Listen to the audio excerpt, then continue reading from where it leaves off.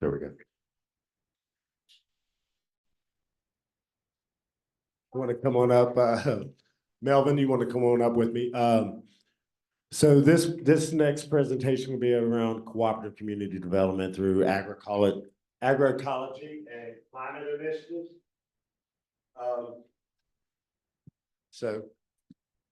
And it's going to be myself, Gary Hampton, and Melvin Giles. And so what you're going to experience is kind of covering some living case studies, living bodies of work, some research, and what that looks like. And so, I mean, how many people in the room knows what agroecology is?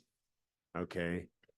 Anybody want a framing definition? It's kind of really that kind of holistic lens of agriculture, taking into consideration the land, the water, the soil, the climate, the people, and the economics. So it brings agriculture into the realm of becoming a climate initiative or a climate solution. If we really want to look at it, if we want to look at urban agriculture and farming from the lens of green landscaping, green design, et cetera, creating food forests and different things of that nature.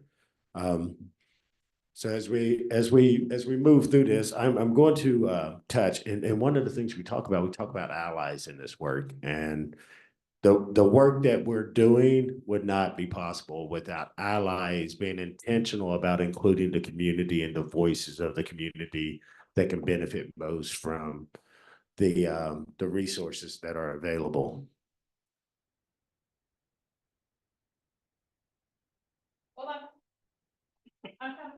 There we go. And real quick and on the front end, I want to go ahead and thank Shared Capital Cooperative for supporting this panel and being here. And they also did a panel on climate lending. So there's some correlation in the work that's happening in the Twin Cities. And then also Renewing the Countryside, the Urban Ag Team, the Urban Ag Initiative, that is the ally network. And so with that, the Urban Ag Team would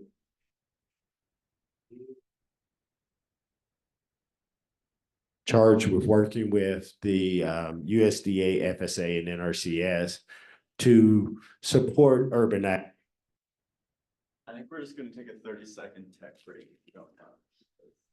I need to grab your mic and I also transcription. Anybody the translation? Anybody have good internet? Hello. So we have peace bubbles here. Right. As Mike was working on that, I'll talk into the prompter.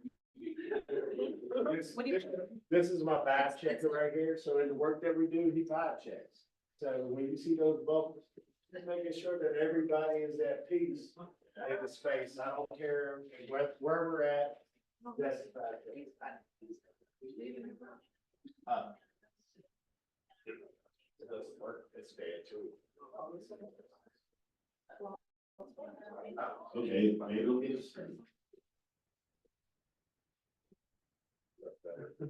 well, they figured it out. I have a big mouth, okay? So this is soap and water, it's bubbles. These are peace bubbles. And folks who know me know I like bubbles instead of bullets.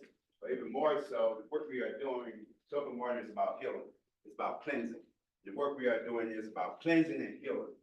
You know, the last people were talking about this climate change. And I love the quote about the fish teaching, but if there's no lakes, if there are many lakes, fish won't live, okay? So number one, we gotta take care of our climate, and we have to do it together. So I think the mic is ready.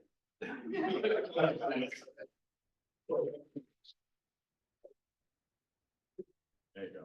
All right, thank you. So, as I was saying about Renewing the Countryside, so this department work was birthed out of a request and an opportunity to cooperative agreement with the USDA, FSA, and NRCS to support urban ag. We were one of the first 14 cities in the country to get an urban ag county executive director, and Renewing the Countryside already had a presence in agriculture, but they didn't have a presence in urban ag, but they had the positionality and the relationship to get the funding but then is the one thing that we didn't do, was just create what they wanted for the community. The community was part of that voice. And so this is showing just real quickly the new ag initiative, how we're a part of it.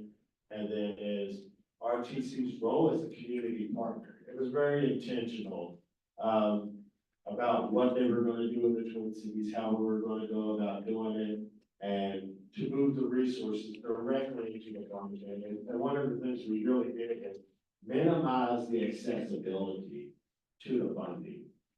Individuals, backyard gardeners, the readability of the application, providing translation, providing video recordings, reading applications, just so we can remove and reduce as many barriers as possible. And then also we arranged with USDA to do translation services for Somali, Hmong, and other farmers. So we were dealing with more than just Spanish and English in our communities, but we're dealing with, there's probably about 13 different languages in the Twin Cities that we have to be conscientious of as we do this work.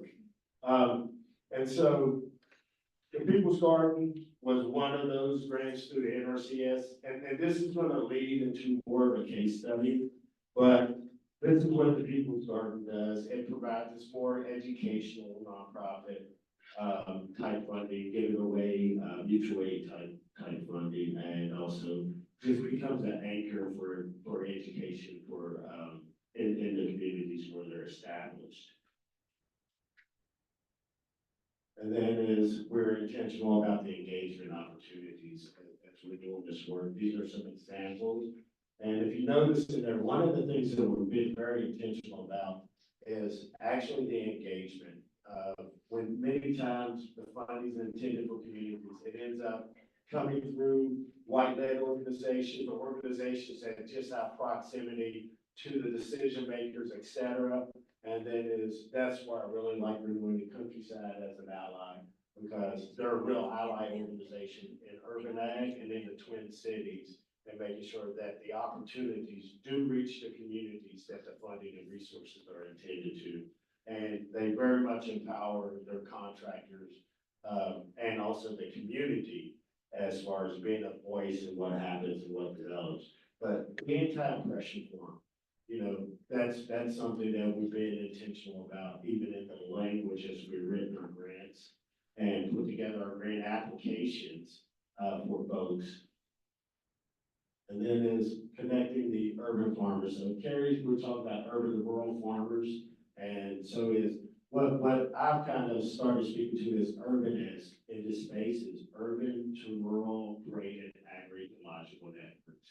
So we're looking at food systems, and we want these sustainable systems. And so as we have to look beyond just the production of the food, because many times is our production practices also degrade the land, the water, and different things that we engage with. So as we do a lot more damage in some of our agricultural practices than we do benefits, and the foods that get created anytime are not beneficial to our own health, our kids' health, and then we find ourselves in these generational fights against health because of poverty, because of the lack of access to healthy foods or these mass-produced foods that are just downright full of chemicals and not good for us.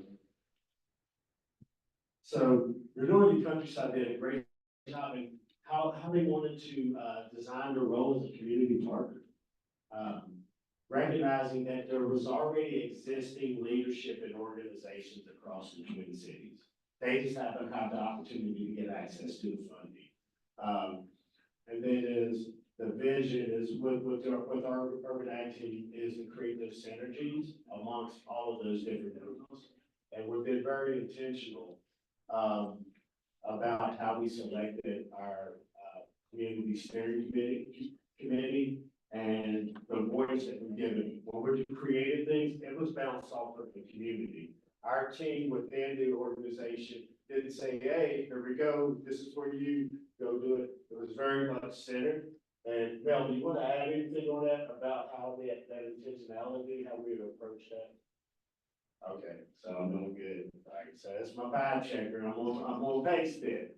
So, So those are the things is like we have folks from around the metro, and we didn't stay just in the Twin Cities because we talked about that urban to rural. So we did a 100-mile radius within our cooperative agreement so that we can also touch on not just the metro hub, the center, the epicenter, but also into the para-urban and the rural fringes. And again, when we're looking at food systems, as Gary's saying is, we have to look beyond the immediate need, but we have to look at the needs and the frameworks in the system towards the move towards sustainment of it beyond. And many times, you know, you don't have the land in urban areas many times to produce, but you can produce a lot in those areas, but then you gotta look at the governance and the policies and the land laws, and different things, tax rates and different things that could afflict and make it unaffordable to actually farm in urban areas. So we have to be creative and looking at that. And that also leads to that. We're also doing some urban ag land research, with, Indiana University. So as I transition, this comes into more of, how these relationships and the intentionality of building community is, you know, we work with these different government agencies. They want information to figure out how to best service, but then sometimes, many times, checking a box. So we had an opportunity through the Mini Forest Project to work with, Minnesota Department of Natural Resources, and the urban and community forestry around environmental justice. And in doing so, we were able to challenge some of the thought processes of the folks at the NRCS and with the urban and community forestry to try to shift the mindsets. And just kind of like, you know, providing them where you at. Like you're a servant of the community. You're a steward of the people's resources. So we have to center the community and bring the community into that development process. And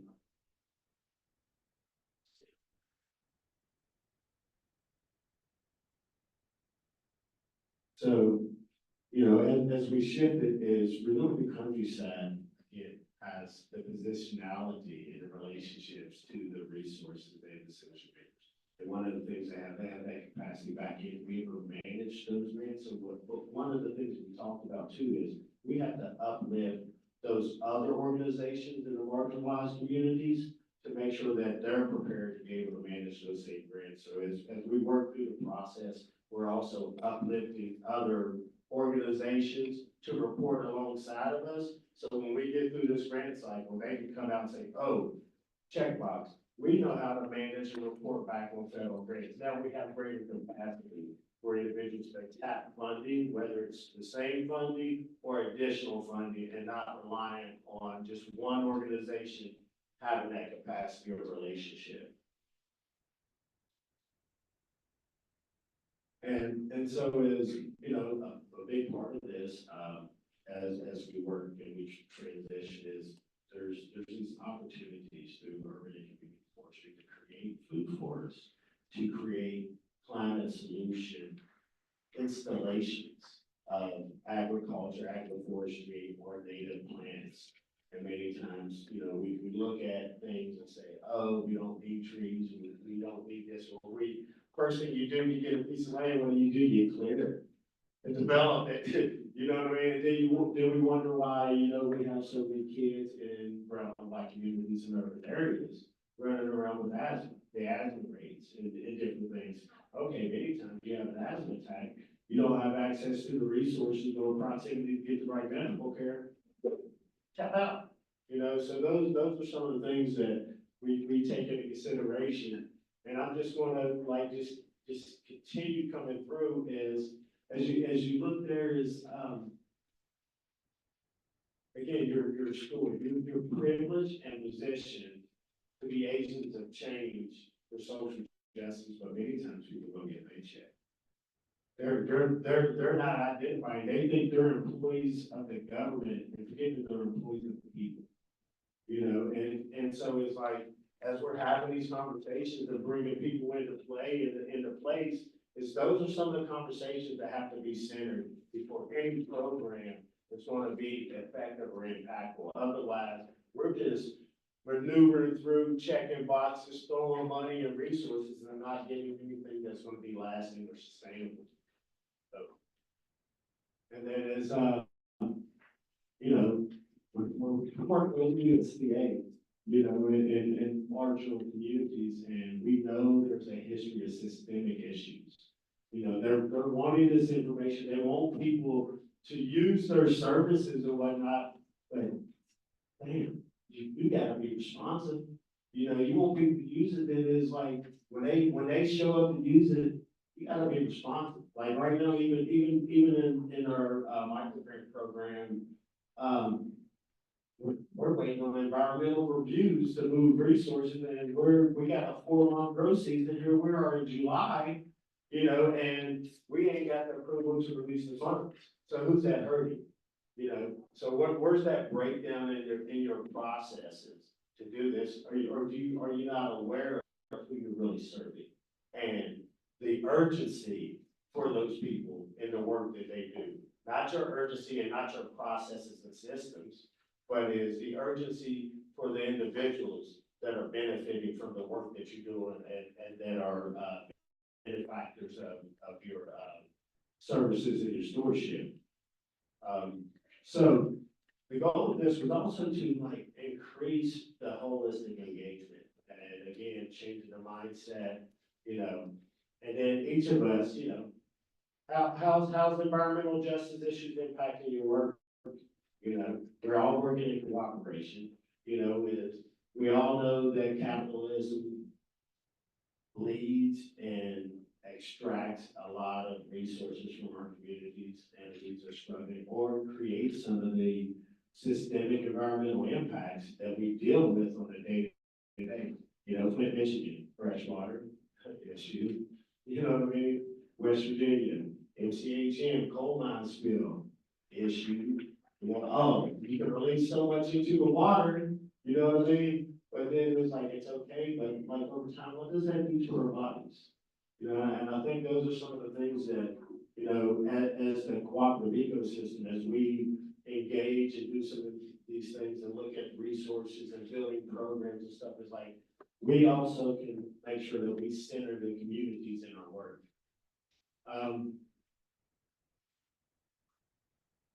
Why do we need engagement? Humility, transparency, patience, dedication and commitment, accountability, respect and valuing the experience, power sharing, responsiveness, creativity, and flexibility. You want people to show reciprocity towards you and stay engaged with you. You're going to have some direction in these different areas to impress as you build a relationship. If you truly want to center the community in the work that you're doing. And so one of the approaches in this framework and engaging through the Inflation Reduction Act, and this one group would do is change their mindsets before it got funded.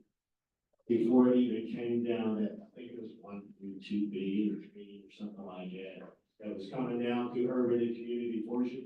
They had no clue what to do with it. They had no clue. They were just like, we don't know. They just didn't understand. You got people with all this funding that did not know what to do with the funding. So it's something our form was the conference. I was asked to come and share and bring my intertwinkling ways and my comedy dialogue to the conversation. And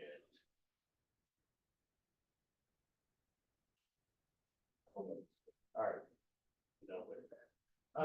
Yes, okay. Okay, I will get you some batteries. I'll be right back. So,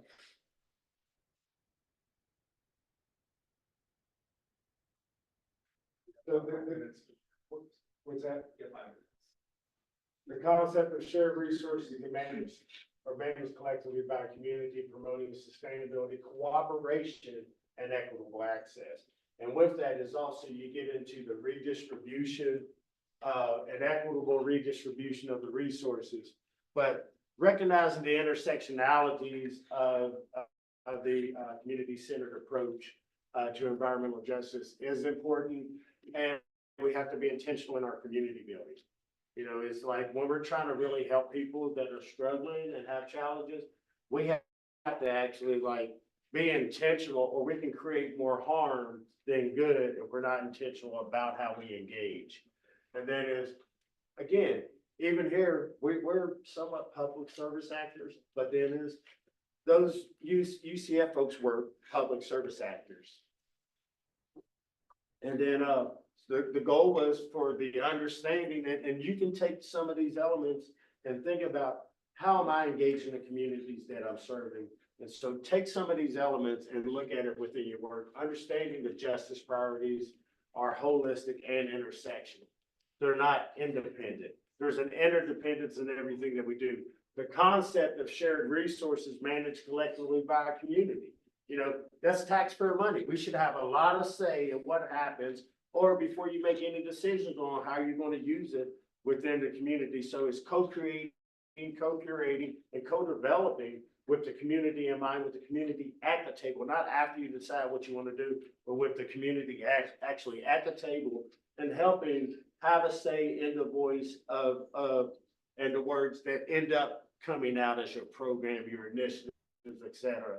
And then we got to respect that shared respect and understanding that each individual community may have a different relationship. That's what this room is. We have Puerto Rico, we have North Dakota, we have Canada, we have all these different elements and players. And then we have to respect one another and understand where we're at, you know. And then when we have these gaps or these struggles, how do we work together to overcome that? What are the adjustments and adaptations that we need to have? And then being authentic in the community relationships as well, and making sure that that's centered, that authenticity. Because many times, you know, we go into not transformational relationships, but transactional. What can we get out? What's coming back to me for giving my time, et cetera. So look at champion engagement of environmental justice efforts in relationships that are inclusive of municipalities, communities, and other stakeholders, and model that. You know, it's not just us and the community, it's even the service providers, et cetera. Anybody that's involved in that community is a part of that relationship.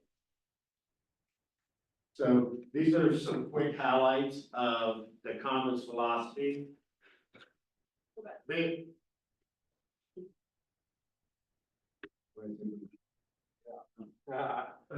And then there's so these are some quick things, like again, I mentioned the co-create, co-design, but then is being aware of the impact of the overlapping injustices that are taking place. And then there's, you know, key elements is economic justice. What do we do in this space? We do on job creation, skill development, and then equal access to economic opportunity, procedural justice, and community empowerment. Exploring the aspects of involving community in that decision making. And I'm going to keep repeating that because that's something that needs to sink in and needs to be centered. 1 minute. We're going to go a little bit longer. Thank you. Distributional justice and equitable resource allocation is significant, and focusing on fair allocation of resources. Again, just maintain that awareness of overlapping are essential.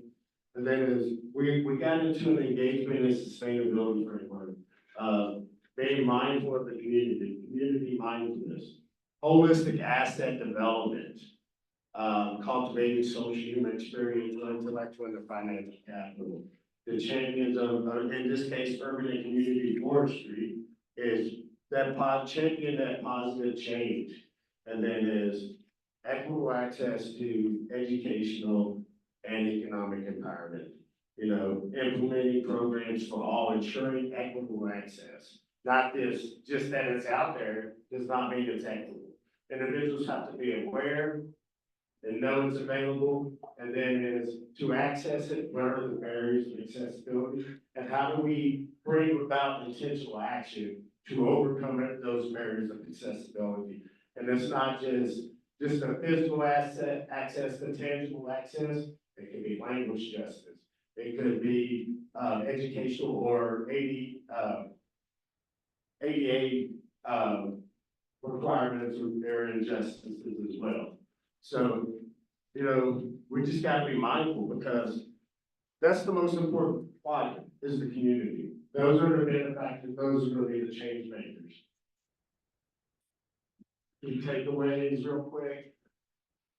And I've repeated those several times. So what does that look like in Minnesota? Okay, when we're removing the barriers to accessing funding, you know, that was an intentionality. It's like, how do we create those pathways and not be the gatekeeper or hold back opportunities and access? So if we're doing the countryside, they're intentional actions of including the community as we develop programming from the front end.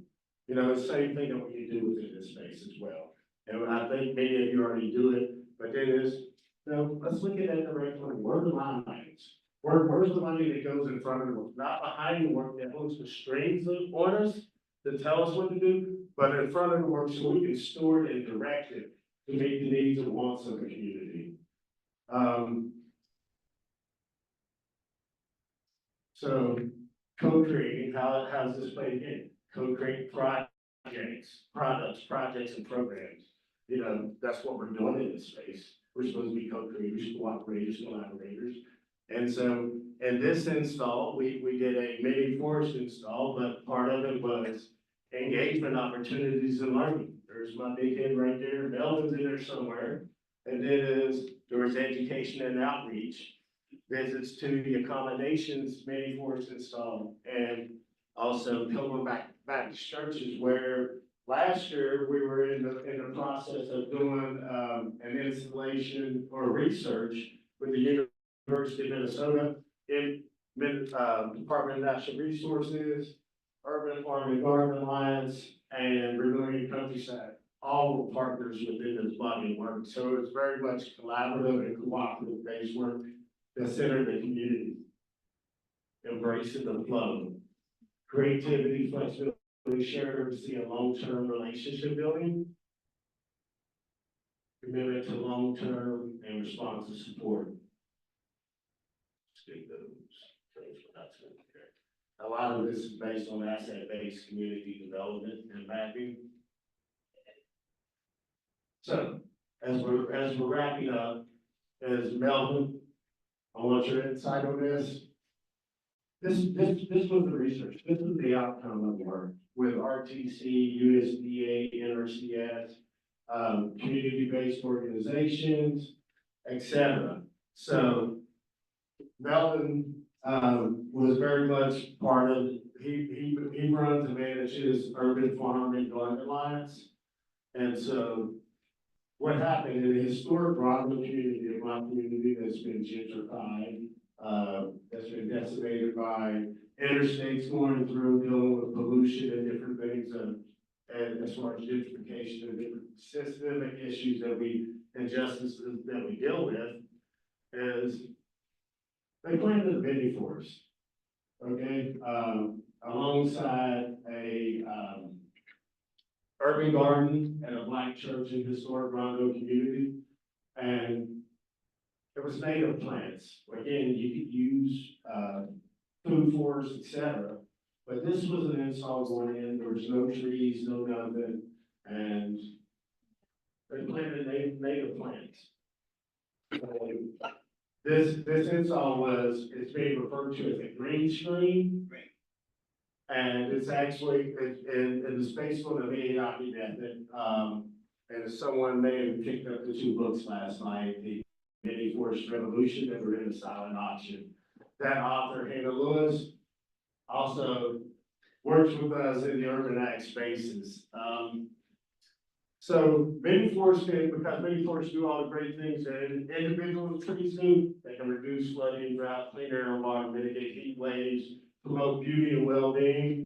And then it's like many, have you all heard of the heat hour? Or heat sink, you know, where there's no trees, there's a lot of concrete jungle gets hot. So it's many forest plantings, where they're in the size space of a parking lot. You know, you can plant 150 to 200 trees in such a small space. We planted 500 trees. 150 trees were planted by a local elementary school, so it was an intergenerational project in the community. And then we had another set of volunteers come out within an hour and a half, and planted 300. On May the Forest. Okay, not May 4th, but May the Forest. Yeah, and just even tell us we got to back this up. All right, yeah. So how do you plan to mitigate for? So these are some of the takeaways. So is last year in Puerto Rico, we presented on climate planning workshop for co-ops. So it's like, this is something that each co-op can take. Or you can do within your community as a solution, a climate solution, a food solution. One, again, coming back. What do we say in the beginning as we're getting to this point? Is engaging the community, especially youth in the ideas and process. On the front end, not after you got the funding, you saying, okay, we're creating this program, bring the community in on the front end. When you know that the opportunity is there, start that designing process. So then the funding is in front of the work and not being behind you, and then there's strings attached to you control. You would give that ownership, that decision-making and access. Don't be a gatekeeper. You know, trust those people that are benefactors that are going to be using the resources. Identify partners in planning. So this is the install in the historic Rondo community. That install went in there. Now this is the urban garden area. Looks a lot different now. I don't have the updated picture, but it's 150 trees went in here, another 350 went in here. So in the wintertime, you're gonna have a green screen to help protect that land, to keep the soil from blowing away, different things like that. But there's a lot of these trees here, they're not there anymore. These are gonna be the trees that are there. This is an older picture. These trees along the streets, they're not there. That's all concrete. So there's a great opportunity for the community to benefit from this as well by reducing the temperatures in hot climates, et cetera.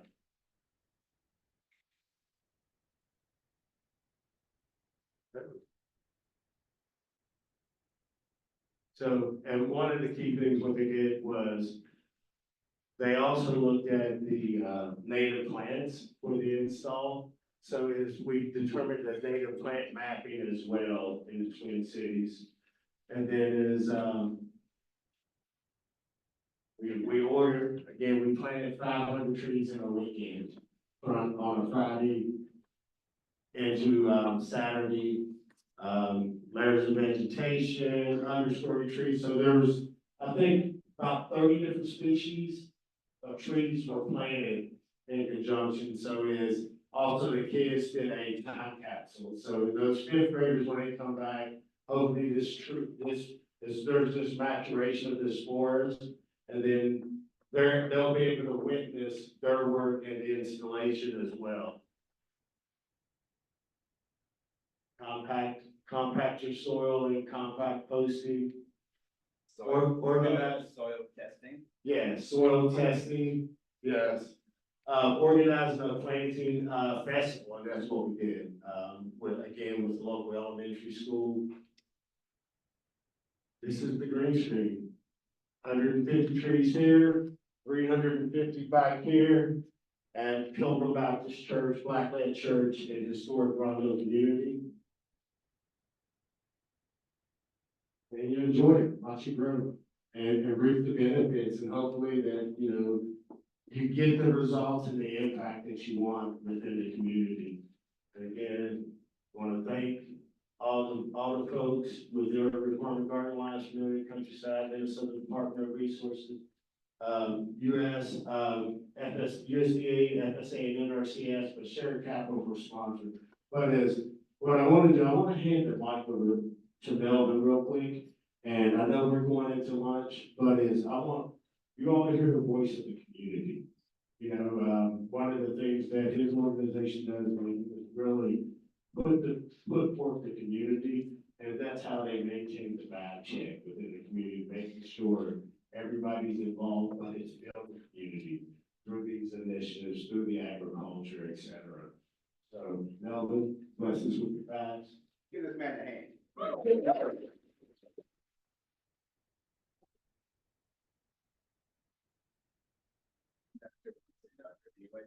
Like blowing bubbles, and I don't like to really use the microphones. I'll go like this. Can you hear me? I think. Okay, yeah. Yeah. Okay, sometimes I will compromise. The one thing I'll say real quickly is, the lady with the purple jacket here, she's also from the Twin Cities, Agroecology. She's been working with the urban farms for 2 years now, seems like 3 years, and that's how we do our stuff. The fifth graders that we work with to plant the trees, that time capsule, they will come back when they graduate in 7 years. It was fun reading some of what they want to do. These little black kids, little brown kids, little girls, little boys, talking about they're gonna be a doctor, they're gonna fly to the moon. You know, it's gonna be great when they come back to see that. The good thing with this mini forest, you have space to park 6 cars in the kind of forest. It just takes 2 to 3 years, and that forest will take care of itself. Right now, this year, we've been having some really good rain, but that forest will take care of itself. The neighborhood I'm in, that church, it's the oldest black church in Minnesota. It is, just got recognized as a site of the Underground Railroad. And you know, I was saying, man, why would we need an Underground Railroad? But some people is trying to make it up to Canada. Okay, that's why we need it. It's like, okie dokie. However, I want us to be too, because I know I'm late to get out of town. And so I just want us to start getting used to really being thoughtful and get comfortable with using the word white supremacy. We keep being trapped by white supremacy. We have to get comfortable with being uncomfortable. Yes. We have to start looking at capitalism. This is my first ACE, and man, you know, it's like something's perking in my head. I think I'm getting some ideals. The group I'm with is Urban Farm and Gardening Alliance. I might go back and say, you need to be urban farming and cooperative. You know, I don't know. It was great listening to Bill yesterday. I want to leave you with the thought of the 4 agreements. Who know the 4 agreements besides here? Say one. Don't assume. Say it again. Don't assume. Don't assume. Who else know one? Be impeccable with your word. Be impeccable with your word. That's by, what's the third one then? If I say you racist. Don't take things personally. Hello. And when we be impeccable with our words, that means we won't make assumptions, we will ask questions. We would say, excuse me, Steve, what did you mean by that? No, we have to start talking to each other. We have to start working with each other. We have to get out of our freaking silos. You know, even when we think we are not in the silo, we have to keep stretching our comfort zones where we can move into our new learning zone. For me, this ACE has been me moving into a whole new learning zone. I done met some good people, and sometimes I don't even understand the language, but I understand the heart. I understand that one thing we have in common is each other, is our humanness. We are all human. So I want to thank Gary for giving me an opportunity to come here, because I believe this year, it took me a whole month to open the book up.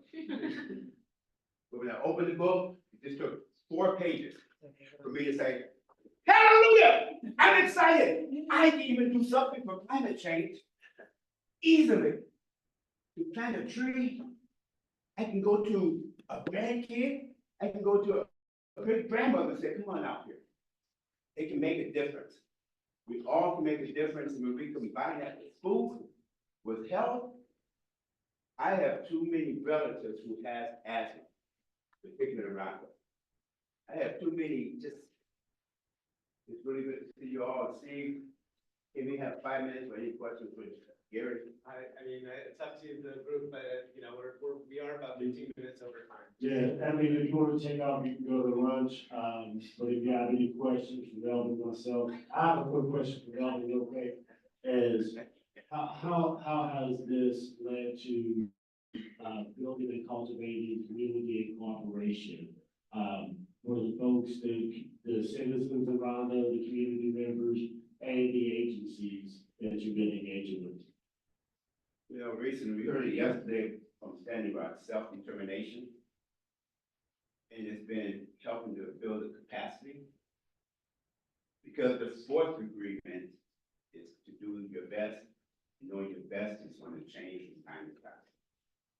It's not about being perfect, it's about work in progress.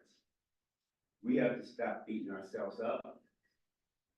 This black church, Pilgrim Baptist Church, when I was a kid, we called that the snobbish church. But we thought they were snobs only because they was the biggest church. Now, this church took less than a year to say, we will do a video. But they asked us to make it have some red on. So we called it a green screen. So to answer your question, it's just not talking so much, but acting. And so that they have joy, okay? Don't do nothing if you don't have cheerfulness, because it won't last. You need joy in your life. Man, don't be working so hard that you look so ugly.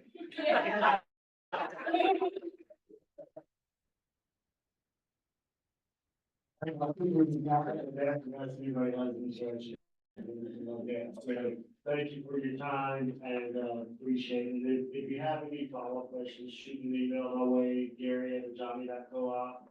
Extra way from here, we did the climate proposal workshop last year that involved this same body of work. So hopefully, you know, if there's any interest or whatnot, just reach out to myself or answer. And if you want to follow up with me, just reach out and make sure you get